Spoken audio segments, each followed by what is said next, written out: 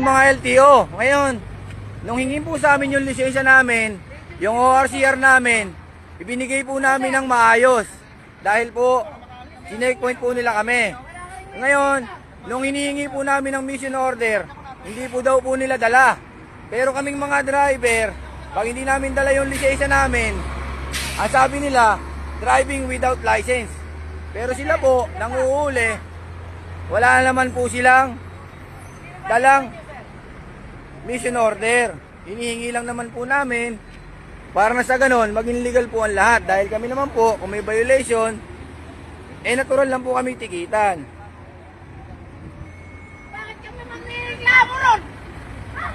Oh, Ngayon kami magreklamo, wala kayong mission order. tsaka dito nyo kami inuli, sir. Ba't nyo kami pupuntahin doon? Bakit kami ang pupunta sa inyo? Tsaka, sir. Kami nagpapasweldo sa inyo ng tax. Oh, totoo yun. Oh, anong mali ron? Yung negosyo ko, 12% pat. Kami nagpapasweldo sa inyo, kami papupuntahin nyo ron. Ayan po. O diba? Colonel Busita, tulungan nyo po kami rito. Yung sweldo nyo sa amin nagagaling, o, sa kanya. Pagka po wala kami dalang lisensya, O, tapos driving without license po ang itinitikit sa amin. Pero ngayon po, sila po ang walang dalang mission order. Ayaw po ibalik yung lisensya namin. Titikitan pa ro po ako ng arrogant. Wala naman kaming ginagawang masama sa kanila. may pulis ako. Kahit eh. Yung hanap may pulis. Oh, mas mainam may pulis. Oy, Matotoy, public servant. Alam niyo ba yung public servant?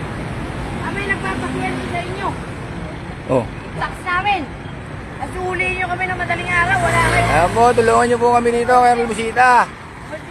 Wala po silang mission order na dala. Kinuha po yung lisensya ko. Tinikitan po. Ayan po, LTO. San Fernando daw po. Ngayon sir, nagtatawag na sila ng kung ano-ano. Pinaghihintay po kami rito.